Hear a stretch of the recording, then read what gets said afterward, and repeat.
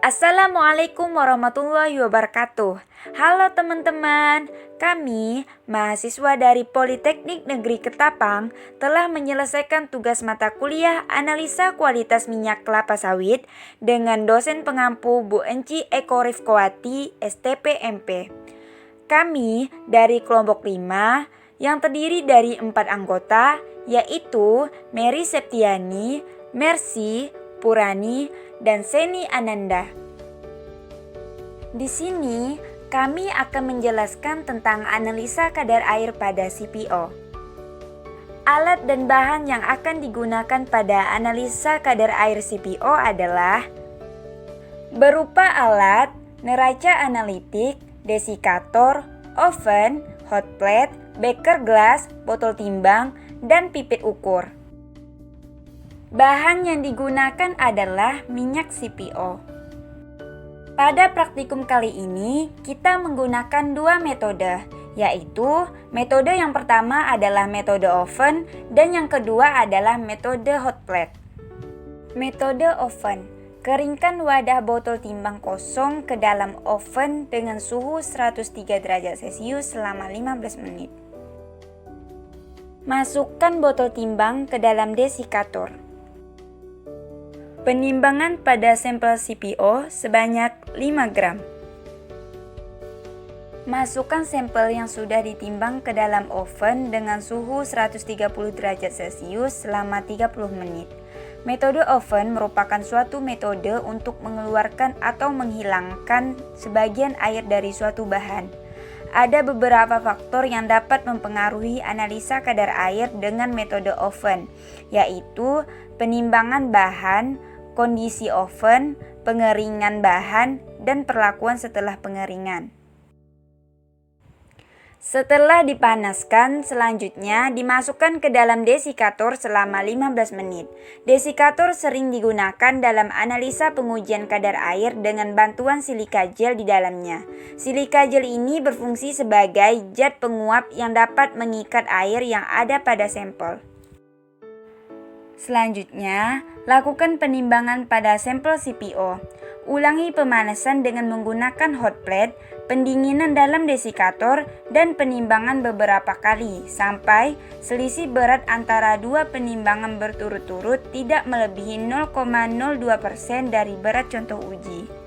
Metode hot plate. Lakukan pengeringan wadah kosong yang akan digunakan ke dalam oven pada suhu 103 derajat Celcius selama 15 menit. Masukkan wadah yang sudah dikeringkan ke dalam desikator. Selanjutnya, lakukan penimbangan pada sampel CPO sebanyak 10 gram. Pemanasan sampel CPO menggunakan hot plate. Panaskan sampel tersebut dengan wadah sambil digoyang-goyang perlahan sampai tidak ada percikan air lagi. Suhu pemanasan tidak boleh lebih dari 130 derajat Celcius. Metode hot plate digunakan untuk menentukan kadar air dan bahan lain yang menguap yang terdapat dalam minyak dan lemak. Pemanasan dihentikan setelah tidak terlihat lagi gelombang gas dan buih. Penyusutan bobot disebabkan bobot dari air dan zat yang mudah menguap yang terkandung dalam minyak tersebut mengalami pengurangan. Setelah dipanaskan, masukkan sampel CPO ke dalam desikator selama 15 menit. Desikator sering digunakan dalam analisa pengujian kadar air dengan bantuan silika gel di dalamnya. Silika gel ini berfungsi sebagai zat penguap yang dapat mengikat air yang ada pada sampel. Selanjutnya, lakukan penimbangan pada sampel CPO.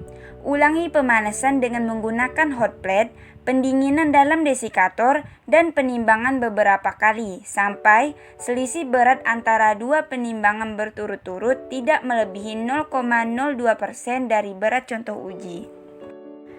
Kadar air pada CPO dengan metode pemanasan hot plate sebesar 0,320% dan metode oven 0,16% dengan ketentuan SNI-nya 0,5%, sehingga dapat dinyatakan sudah sesuai dengan SNI Standar Nasional Indonesia Minyak Kelapa Sawit crude palm oil dengan nomor SNI 0,1 2901 sampai 2006. Di sini, kami menggunakan perhitungan weight basis. Perhitungan weight basis ini, jika nilai selisihnya lebih tinggi dari 0,02%, maka kadar airnya berkurang. Ada beberapa faktor yang dapat mempengaruhi peningkatan kadar air pada CPO, crude palm oil, yaitu stasiun perebusan dan stasiun pemurnian. Stasiun perebusan dengan mesin sterilizer. Hal-hal yang mempengaruhi stasiun perebusan antara lain, tekanan uap pada perebusan. Besarnya tekanan dan lamanya waktu perebusan sangat penting karena mempengaruhi hasil perebusan dan efisiensi pabrik sendiri. Apabila tekanan dan waktu perebusan tidak cukup, dapat menyebabkan beberapa kerugian. Di antaranya, buah menjadi kurang masak sehingga dapat menyebabkan brondolan sebagian tidak lepas dari tandannya dan akan menyebabkan kerugian minyak pada tandan kosong akan bertambah. Selanjutnya, pembuangan udara air kondensat. Jadi, langkah pertama dalam perebusan adalah pembuangan udara dari sterilizer dengan cara mengalirkan stem. Pada temperatur yang sama, udara mempunyai densitas yang lebih besar dari uap sehingga udara akan menggumpal pada bagian bawah apabila diisi dengan uap dari atas sterilizer dan akan keluar melalui kutub kondensat. Uap yang terkondensat pada proses perebusan akan berada di atas sterilizer dan merupakan penghambat proses perebusan. Air tersebut akan menyerap panas yang diberikan sehingga air akan bertambah jika tidak dibuang akan memperlambat usaha mencapai tekanan puncak. Air kondensat jika tidak dibuang akan merendam lori yang berisi TBS yang akan menghidrolisis minyak yang keluar pada buah memar serta dapat menyebabkan korosi pada sterilizer. Stasiun pemurnian. Salah satu tahap pada stasiun pemurnian yaitu tahap pengeringan pada unit vacuum dryer. Unit vacuum dryer berfungsi untuk mengurangi kadar air sehingga diperoleh minyak dengan kandungan air rendah dan memenuhi standar mutu CPO. Kandungan air CPO juga dapat dipengaruhi oleh temperatur, tekanan, kadar air awal atau kadar air CPO keluaran oil purifier.